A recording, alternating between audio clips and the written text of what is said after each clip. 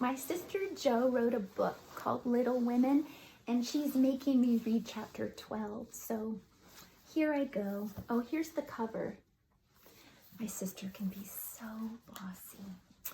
You know, I just have to do what she says.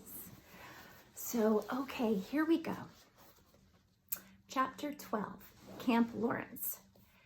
Beth was postmistress. For being most at home, she could attend to it regularly and dearly liked the daily task of unlocking the little door and distributing the mail. One July, she came in with her hands full and went about the house, leaving letters and parcels like the penny post. "Here's your posy, Mother. Laurie never forgets that," she said, putting the fresh nosegay in the vase that stood in Marmy's corner and was kept supplied by the affectionate boy. Excuse me. "Miss Meg March, one letter and a glove," continued Beth, delivering the articles to her sister, who sat near her mother, stitching wristbands. "Why I left a pair over there and here is only one," said Meg, looking at the gray cotton glove. "Didn't you drop the other in the garden?" "No, I'm sure I didn't, for there was only one in the office." "I hate to have odd gloves. Never mind, the other may be found. My letter is only a translation of the German song I wanted. I think Mr. Brooke did it, for this isn't Laurie's writing." Mrs. March glanced at Meg, who was looking very pretty in her gingham morning gown with the little curls blowing about her forehead, and very womanly as she sat sewing at her little work table full of tidy white rolls.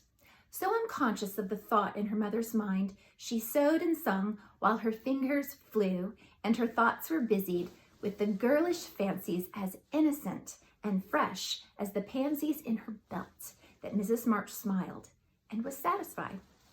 "2 letters for Dr. Joe, a book, and a funny old hat, which covered the whole post office stuck outside," said Beth, laughing, as she went into the study where Jo, my sister, sat writing.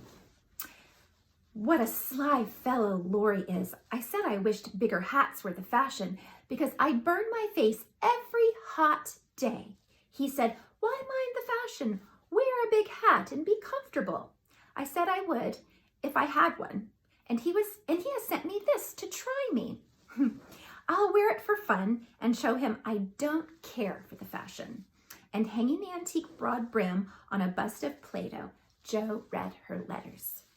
One from her mother made her cheeks glow and her eyes fill, for it said to her, "My dear, I write a little word to tell you with how much satisfaction I watch your efforts to control your temper." She does have a bad temper. "You say nothing about your trials, failures, or successes, and think perhaps that no one sees them but the friend whose help you daily ask, if I may trust the well-worn cover of your guidebook.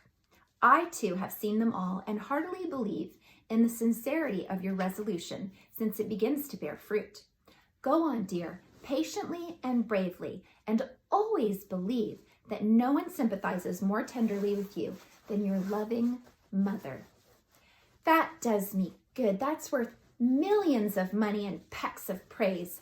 Oh, Marmy, I do try. I will keep on trying and not get tired, since I have you to help me.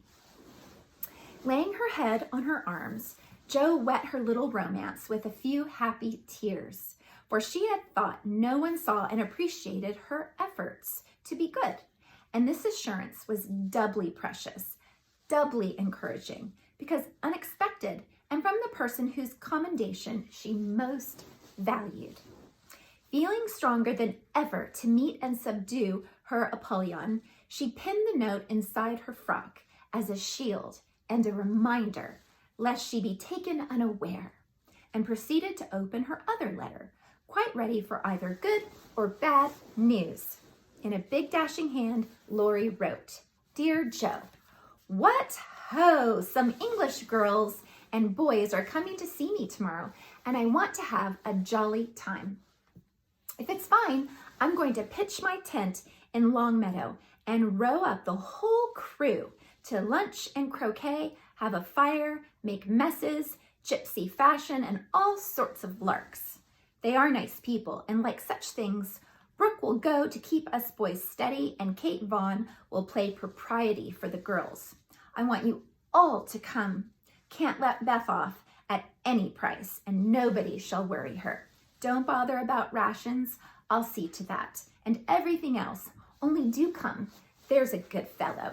In a tearing hurry, yours ever, Laurie. Here's richness, cried Joe, flying in to tell the news to Meg. Of course we can go, Mother. It will be such a help to Laurie, for I can row and Meg can see to the lunch, and the children will be useful in some way. I hope the Vaughns are not fine grown-up people. Do you know anything about them, Joe? Asked Meg. Only that there are 4 of them. Oh, the stress. Oh, excuse me. Only that there are 4 of them. Kate is older than you. Fred and Frank, twins about my age, and a little girl, Grace, who is 9 or 10. Laurie knew them abroad and liked the boys. I fancied from the way he primmed up his mouth in speaking of her that he didn't admire Kate much. I'm so glad my French print is clean. It's just the thing and so becoming, observed Meg complacently. Have you anything decent, Joe? Scarlet and gray boating suit, good enough for me. I shall row and tramp about, so I don't want any starch to think of. You'll come, Bethy, if you won't let any of the boys talk to me. Not a boy, Bethy. I like to please Laurie, and I'm not afraid of Mr. Brooke. He is so kind, but I don't want to play or sing or say anything. I'll work hard and not trouble anyone, and you'll take care of me, Joe, so I'll go. That's my good girl, and you do try to fight off your shyness, and I love you for it. Fighting faults isn't easy, as I know, and a cheery word kind of gives a lift. Thank you, Mother. And Joe gave the thin cheek a grateful kiss, more precious to Mrs. March than if it had been given back, than if it had given her back the rosy roundness of youth. I had a box of chocolate drops and the picture I wanted to copy, said Amy, showing her mail. And I got a note from Mr. Lawrence asking me to come over and play to him tonight before the lamps are lighted, and I shall go, added Beth, whose friendship with the old gentleman prospered finely. Now let's fly around and do double duty today so that we can play tomorrow with free minds, said Joe, preparing to replace her pin with a broom. When the sun peeped into the girls' room early the next morning to promise them a fine day, he saw a comical sight. Each had made such preparation for the fete as seemed necessary and proper. Meg had an extra row of little curl papers across her forehead. Joe had copiously anointed her afflicted face with gold cream, and Beth had taken Joanna to bed with her to atone for the approaching separation, and Amy had capped the climax by putting a clothespin on her nose to uplift the offending feature. It was one of the kind artists used to hold the paper on their drawing boards, therefore quite appropriate and effective for the purpose to which it was now put. This funny spectacle appeared to amuse the sun, for he burst out with such radiance that Joe woke up and roused all her sisters by a hearty laugh at Amy's ornament. Sunshine and laughter were good omens for a pleasure party, and soon a lively bustle began in both houses. Beth, who was ready first, kept reporting what went on next door and enlivened her sisters' toilets by frequent telegrams from the window. There goes the man with the tent. I see Mrs. Barker going up the lunch in a hamper and a great basket. Now Mr. Lawrence is looking up at the sky and the weathercock. I wish he would go too. There's Laurie looking like a sailor. Nice boy. Oh, mercy me. Here's a carriage full of people. A tall lady, a little girl, and 2 dreadful boys. One is lame, poor thing. He's got a crutch. Laurie didn't tell us that. Be quick, girls. It's getting late. Why, there is Ned Moffat. I do declare. Look, Meg. Isn't that the man who bowed to you one day when we were shopping? So it is. How queer that he should come. I thought he was at the mountains. There's Sally. I'm glad she got back in time. Am I all right, Joe? Cried Meg in a flutter. A regular daisy. Hold up your dress and put your hat straight. It looks sentimental tipped that way and will fly off at the first puff. Now then, come on. Oh no, Joe, you ain't going to wear that awful hat. It's too absurd. You shall not make a guy of yourself, remonstrated Meg, as Joe tied down with a red ribbon the broad-brimmed, old-fashioned leghorn Laurie had sent for a joke. I just will, though. It's capital. So shady, light, and big, it will make fun, and I don't mind being a guy if I'm comfortable. With that, Joe marched straight away, and the rest followed. A bright little band of sisters, all looking their best, in summer suits with happy faces under the jaunty hat brims. Laurie ran to meet and present them to his friends in the most cordial manner. The lawn was the reception room, and for several minutes a lively scene was enacted there. Meg was grateful to see that Miss Kate, though 20, was dressed with a simplicity which American girls would do well to imitate. And she was much flattered by Mr. Ned's assurances that he came especially to see her. Joe understood why Laurie primed up his mouth when speaking of Kate, for that young lady had a standoff, don't touch me air, which contrasted strongly with the free and easy demeanor of the other girls. Beth took an observation of the new boys and decided that the lame one was not dreadful, but gentle and feeble, and she would be kind to him on that account. Amy found Grace a well-mannered, merry little person, after staring dumbly at one another for a few minutes. They suddenly became very good friends. Tents, lunch, and croquet utensils had been sent on beforehand, and the party was soon embarked, and the two boats pushed off together, leaving Mr. Lawrence waving his hat on the shore. Laurie and Joe rowed one boat, and Mr. Brooke and Ned the other, while Fred Vaughn, the riotous twin, did his best to upset both by paddling about in a wherry like a disturbed water bug. Joe's funny hat deserved a word of thanks, for it was of general utility. It broke the ice in the beginning by producing a laugh. It created quite a refreshing breeze, flapping to and fro as she rowed, and would make an excellent umbrella for the whole party if a shower came up, she said. Kate looked rather amazed at Joe's proceedings, especially as she exclaimed, "Christopher Columbus!" when she lost her oar. And Laurie said, "My dear fellow, did I hurt you?" when he tripped over her feet in taking his place. But after putting up her glass to examine the queer girl several times, Miss Kate decided that she was odd, but rather clever, and smiled upon her from afar. Meg in the other boat was delightfully situated, face to face with the rowers, who both admired the prospect and feathered their oars with uncommon skill and dexterity. Mr. Brooke was a grave, silent young man with handsome brown eyes and a pleasant voice. Meg liked his quiet manners and considered him a walking encyclopedia of useful knowledge. He never talked to her much, but he looked at her a great deal, and she felt sure that he did not regard her with aversion. Ned, being in college, of course put on all the airs which freshmen think it their bounden duty to assume. He was not very wise, but very good-natured and merry, and altogether an excellent person to carry on a picnic. Sally Gardner was absorbed in keeping her white piqué dress clean and chattering with the ubiquitous Fred, who kept Beth in constant terror by his pranks. It was not far to Long Meadow, but the tent was pitched and the wickets down by the time they arrived.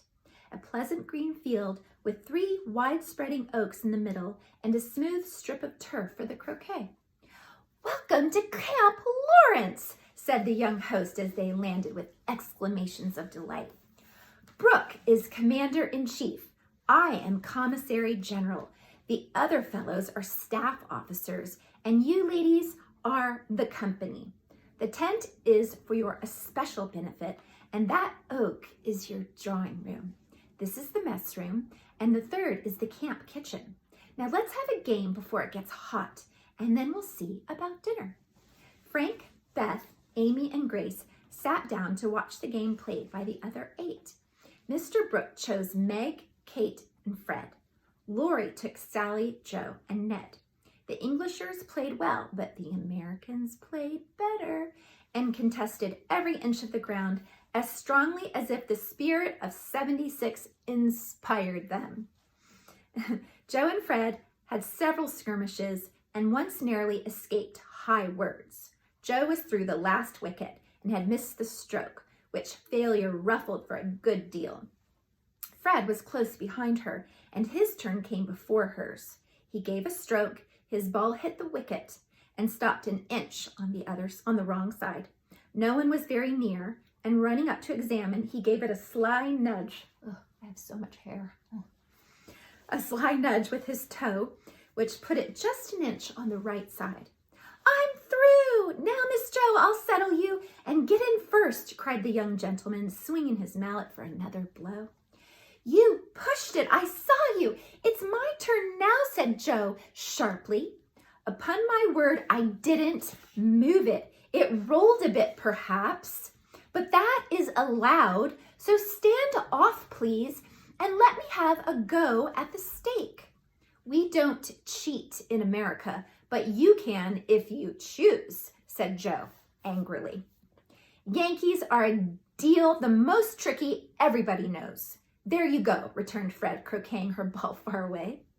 Joe opened her lips to say something rude, but checked herself just in time, colored up to her forehead, and stood a minute, hammering down a wicket with all her might, while Fred hit the stake and declared himself out with much exultation.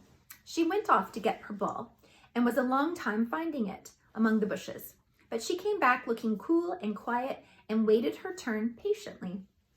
It took several strokes to regain the place she had lost, and when she got there, the other side had nearly won, for Kate's ball was the last but one and lay near the stake. By George, it's all up with it. By George, it's all up with us. Goodbye, Kate. Miss Joe owes me one, so you are finished," cried Fred excitedly as they all drew near to see the finish.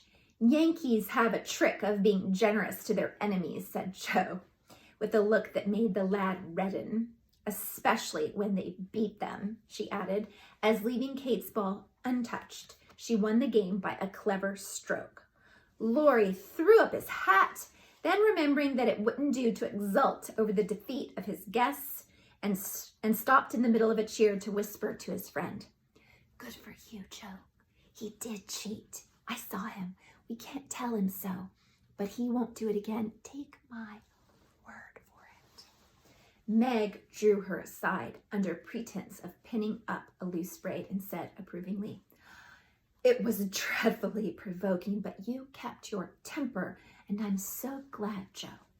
Don't praise me, Meg, for I could box his ears this minute.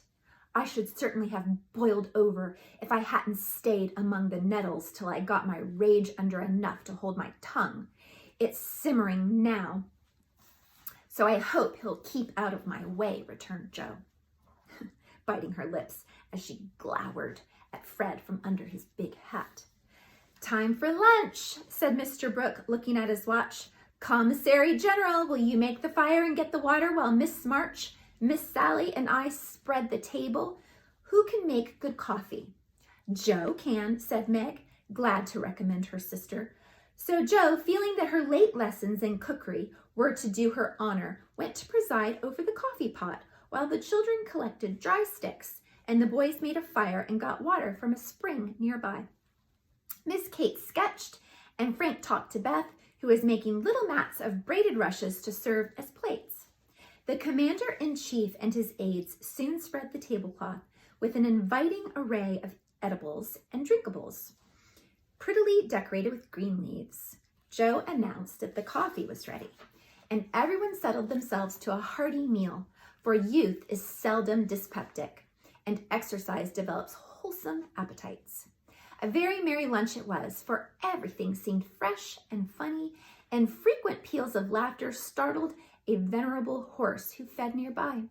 There was a pleasing inequality in the table, which produced many mishaps to cups and plates, Acorns dropped into the milk, little black ants partook of the refreshments without being invited, and fuzzy caterpillars swung down from the tree to see what was going on.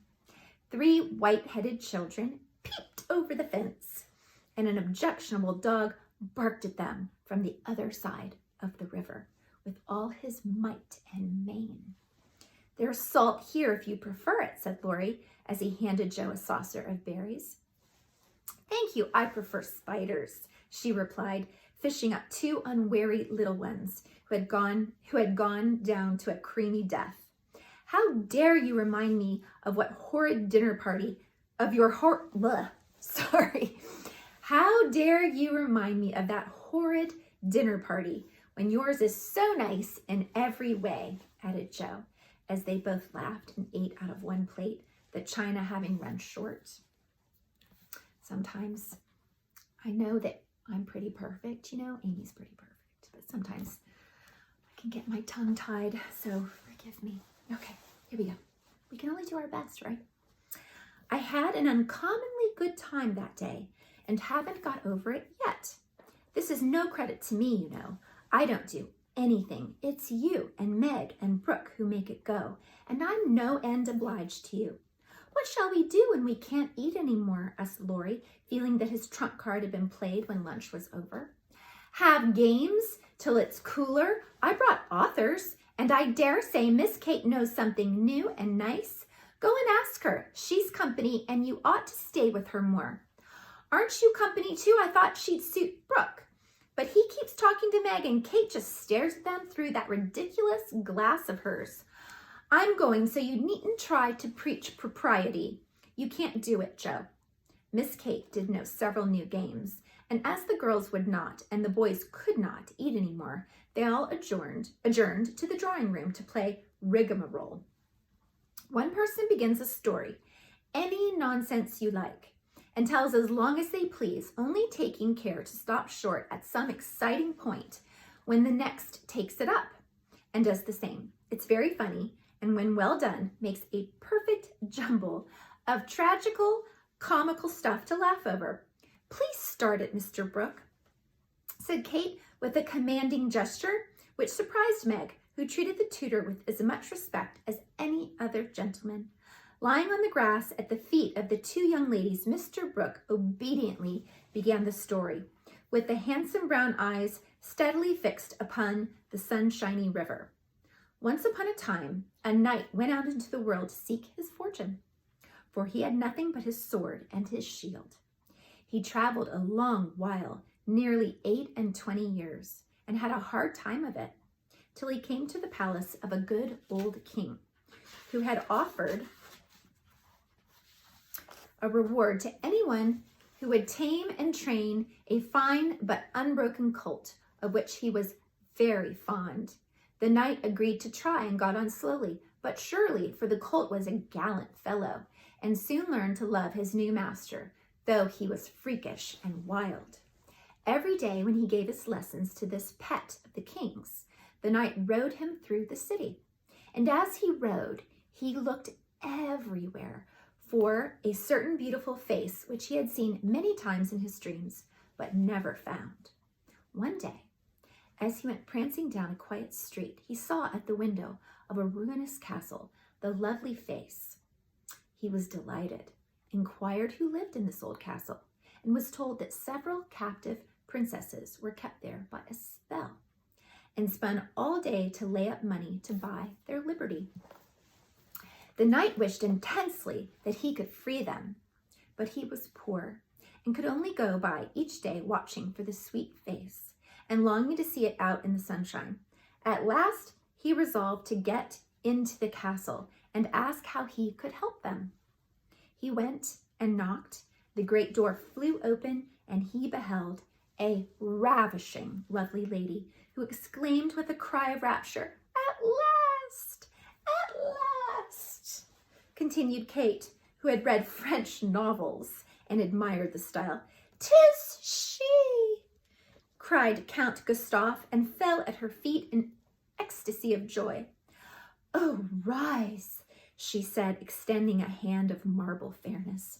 "Never till you tell me how I may rescue you," swore the knight, still kneeling.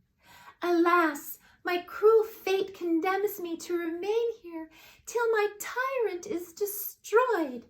Where is the villain? The Mauve Salon, go, brave heart, save me from despair. I obey and return victorious or dead." With these thrilling words, he rushed away, and flinging open the door of the Mauve Salon, was about to enter when he received a stunning blow from the big Greek lexicon, which an old fellow in a black gown fired at him, said Ned. Instantly, sir, What's-his-name recovered himself, pitched the tyrant out the window, and turned to join the lady victorious, but with a bump on his brow. Found the door locked, tore up the curtains, made a rope ladder, got halfway down when the ladder broke, and he went headfirst into the moat 60 feet below. Could swim like a duck, paddled round the castle till he came to a little door guarded by 2 stout fellows, knocked their heads together till they cracked like a couple of nuts. Then, by a trifling exertion of his prodigious strength, he smashed in the door, went up a pair of stone steps, covered with dust a foot thick, toads as big as your fist, and spiders that would frighten you into hysterics, Miss March. At the top of these steps, he came plump upon a sight that took his breath away and chilled his blood. A tall figure, all in white, with a veil over his face and a lamp in his wasted hand, went on Meg. It beckoned, gliding noiselessly before him down a corridor as dark and cold as any tomb. Shadowy effigies in armor stood on either side. A dead silence reigned. The lamp burned blue, and the ghostly figure ever and anon turned its face toward him, showing the glitter of awful eyes through its white veil. They reached a curtained door, behind which sounded lovely music. He sprang forward to enter, but the specter plucked him back and waved threateningly before him. "A snuff box," said Joe in a sepulchral tone. "A snuff box," which convulsed the audience. "Thank ye," said the knight politely as he took a pinch and sneezed 7 times, so violently that his head fell off. Achoo! Achoo! Okay, I don't know how to make my head fall off, so we won't do that. I'm too refined. "Ha ha ha," laughed the ghost, and having peeped through the keyhole at the princesses spinning away for dear life, the evil spirit picked up her victim and put him in a large tin box where there were 7 other knights packed together without their heads, like sardines, who all rose and began to dance a hornpipe, cut in Fred as Joe paused for breath.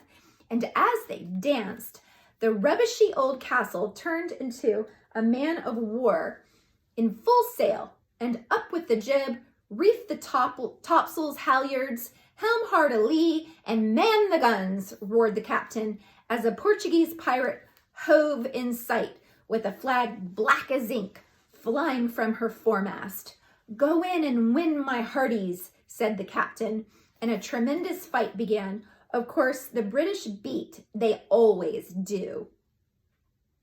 And having taken the pirate captain prisoner, sailed slap over the schooner, whose decks were piled with dead, and whose lee scuppers ran blood. For the order had been cutlasses and die hard.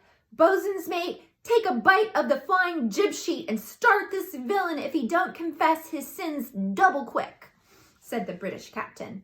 The Portuguese held his tongue like a brick and walked the plank, while the jolly tars cheered like mad. But the sly dog dived, came up under the man-of-war, scuttled her, and down she went, with all sail set, to the bottom of the sea, where, "Oh, gracious, what shall I say?" cried Sally, as Fred ended his rigmarole, in which he had jumbled together pell-mell nautical phrases and facts out of one of his favorite books. Well, they went to the bottom, and a nice mermaid welcomed them, but was much grieved on finding the box of headless knights, and kindly pickled them in brine, hoping to discover the mystery about them. For being a woman, she was curious. By and by, a diver came down, and the mermaid said, "I'll give you this box of pearls if you can take it up," for she wanted to restore the poor things to life and couldn't raise the heavy load herself. So the diver hoisted it up and was much disappointed on opening it to find no pearls. He left it in a great lonely field, where it was found by a little goose girl who kept 100 fat geese in the field, said Amy, when Sally's invention gave out. The little girl was so sorry for them and asked an old woman what she should do to help them. "Your geese will tell you, they know everything," said the old woman. So she asked what she should use for her new heads, since the old ones were lost. And all the geese opened their 100 mouths and screamed.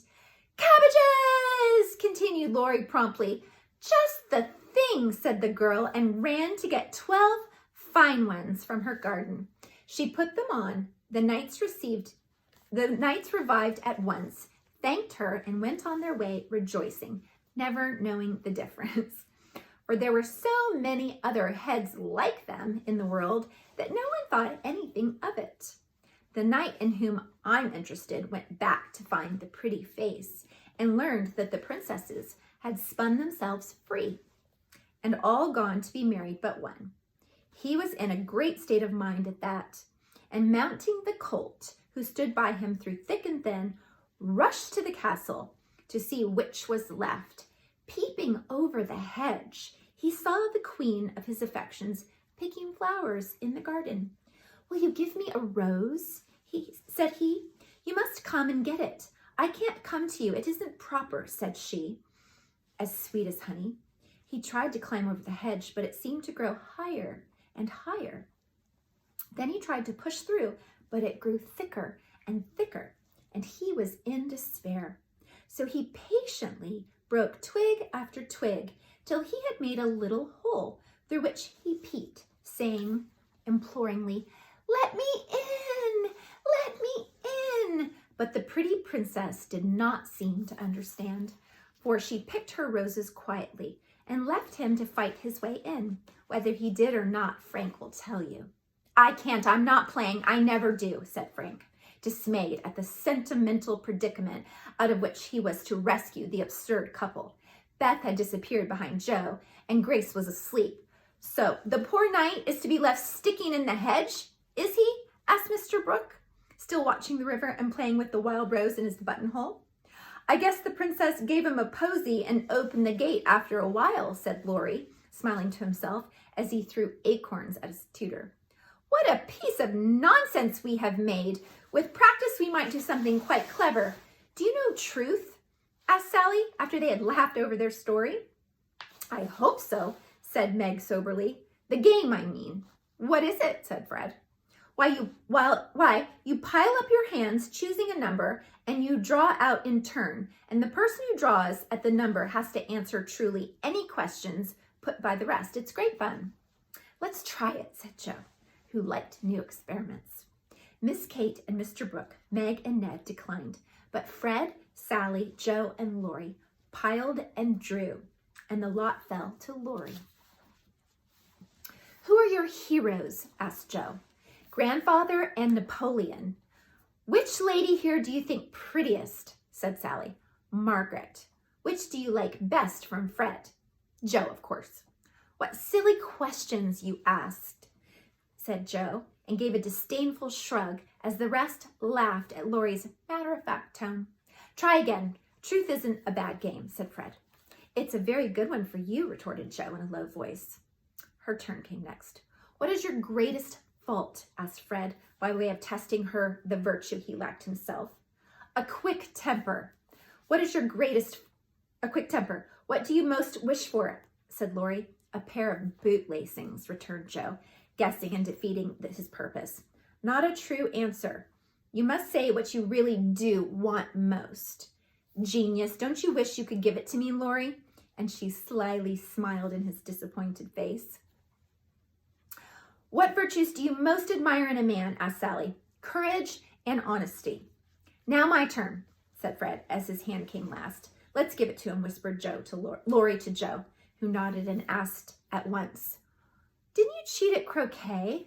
Well, yes, a little bit. Good. Did you take your story out of the sea lion? Asked Laurie. Rather. Don't you think the English nation perfect in every respect? Asked Sally. I should be ashamed of myself if I didn't. He's a true John Bull. Now, Miss Sally, you shall have a chance without waiting to draw.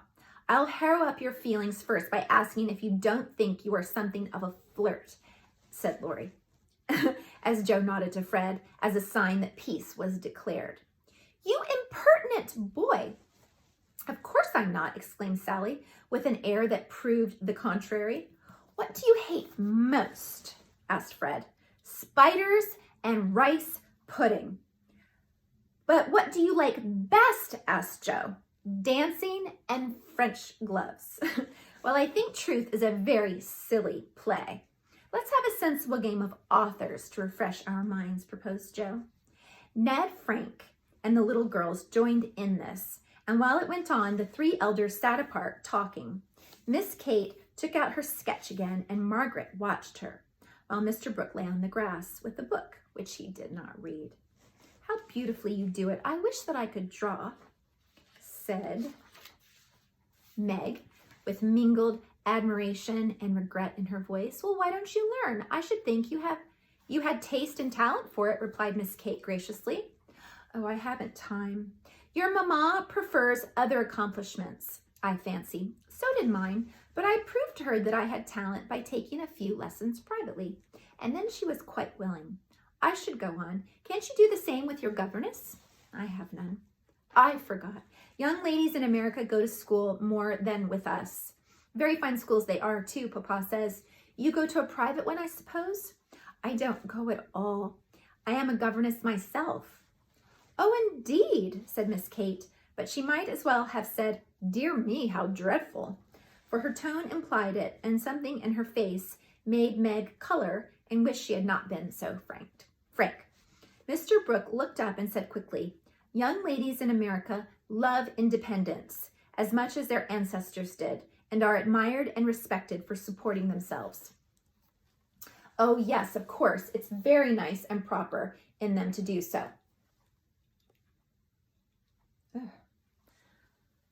Glasses. To do so.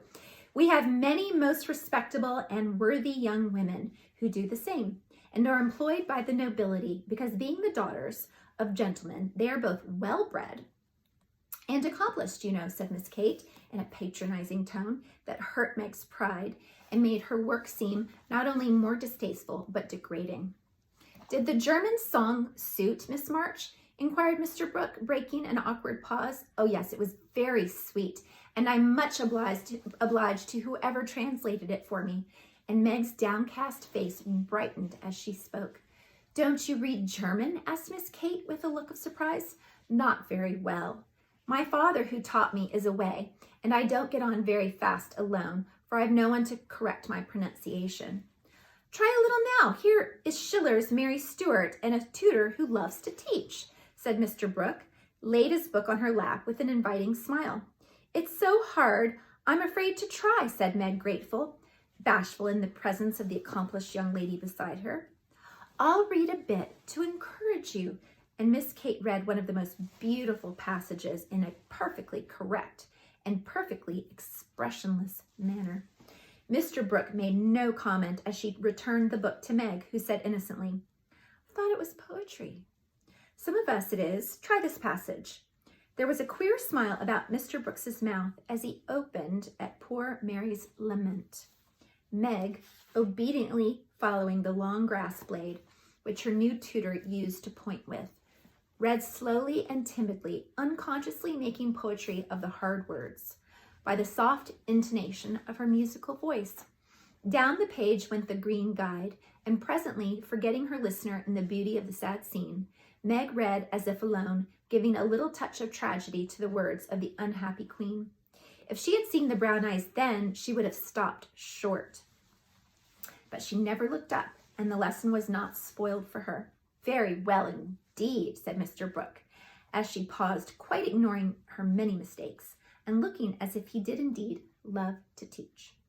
Miss Kate put up her glass, and having taken a survey of the little tableau before her, shut her sketchbook, saying with condescension, "You've a nice accent, and in time you will be a clever reader. I advise you to learn, for German is a valuable accomplishment to teachers. I must look after Grace. She is romping." And Miss Kate strolled away, adding to herself with a shrug, "I didn't come to chaperone a governess, though she is young and pretty. What odd people these Yankees are. I'm afraid Laurie will be quite spoiled among them.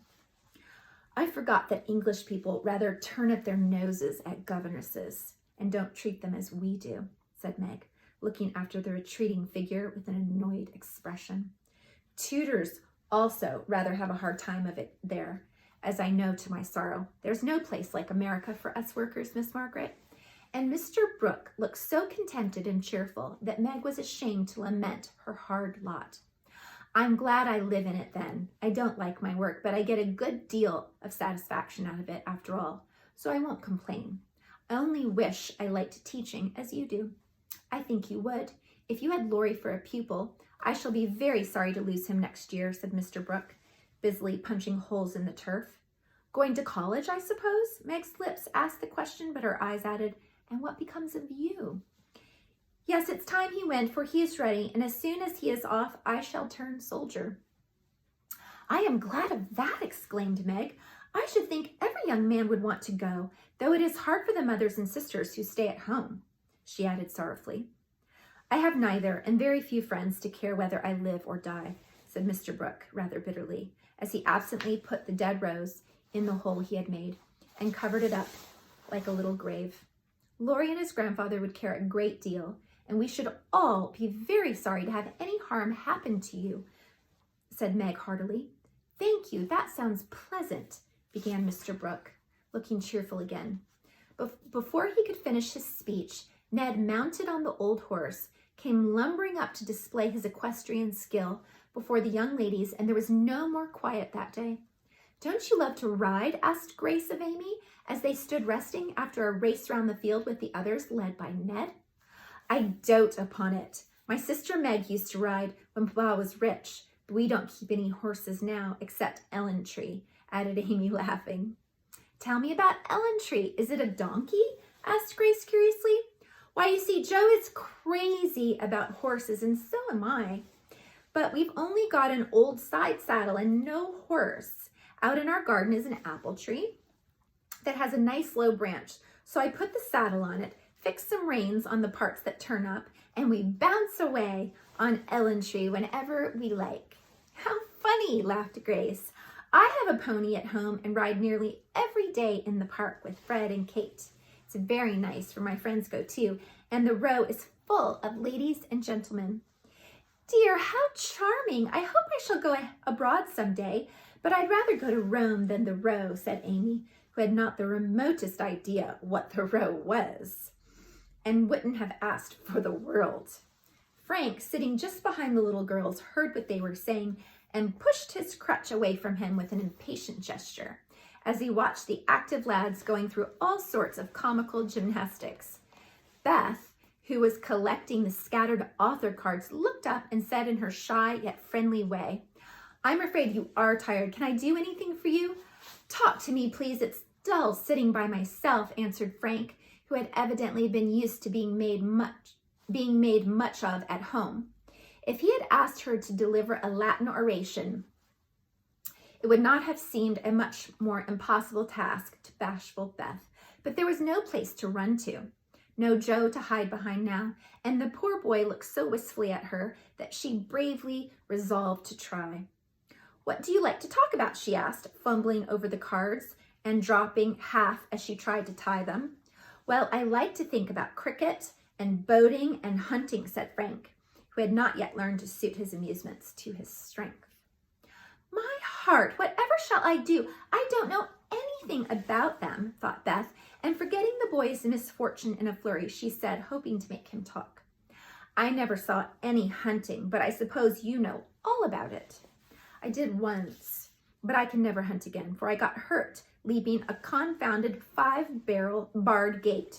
So there's no more horses and hounds for me, said Frank with a sigh that made Beth hate herself for her innocent blunder. Your deer are much prettier than our ugly buffaloes, she said, turning to the prairies for help and feeling glad that she had read one of the boys' books in which Joe delighted. Buffaloes proved soothing and satisfactory, and in her eagerness to amuse another, Beth forgot herself and was quite unconscious of her sister's surprise and delight at the unusual spectacle of Beth talking away to one of the dreadful boys, against whom she had begged protection. Bless her heart, she pities him, so she is good to him, said Joe, beaming at her from the croquet ground. I always said she was a little saint, added Meg, as if there could be no further doubt of it. I haven't heard Frank laugh so much for ever so long, said Grace to Amy. And as they sat discussing dolls and making tea sets out of the acorn cups, my sister Beth is a very fastidious girl when she likes to be, said Amy, well pleased at Beth's success. She meant fascinating, but as Grace didn't know the exact meaning of either word, fastidious sounded well and made a good impression. An impromptu circus, fox and geese, and an amicable game of croquet finished the afternoon. At sunset, the tent was struck, hampers packed, and wickets rolled up, boats loaded, and the whole party floated down the river, singing at the tops of their voices. Ned, getting sentimental, warbled a serenade with the pensive refrain, alone, alone, ah, woe, alone, and at the lines, we each are young, we each have a heart, oh, why should we stand thus coldly apart? He looked at Meg with such a lackadaisical expression that she laughed outright and spoiled his song. How can you be so cruel to me, he whispered under cover of a lively chorus. You've kept close to that starched-up English woman all day, and now you snub me? I didn't mean to, but you looked so funny, I really couldn't help it, replied Meg, passing over the first part of his reproach. For it was quite true that she had shunned him, remembering the Moffat party and the talk after it. Ned was offended and turned to Sally for consolation, saying to her rather pettishly, there isn't a bit of flirt in that girl, is there? Not a particle, but she's a dear, returned Sally, defending her friend even while confessing her shortcomings. She's not a stricken dear anyway, said Ned, trying to be witty, succeeding as well as very young gentlemen usually do. On the lawn where it had gathered, the little party separated with cordial good nights and goodbyes, for the Vaughns were going to Canada. As the four sisters went home through the garden, Miss Kate looked after them, saying without the patronizing tone in her voice, in spite of their demonstrative manners, American girls are very nice when one knows them. I quite agree with you, said Mr. Brooke.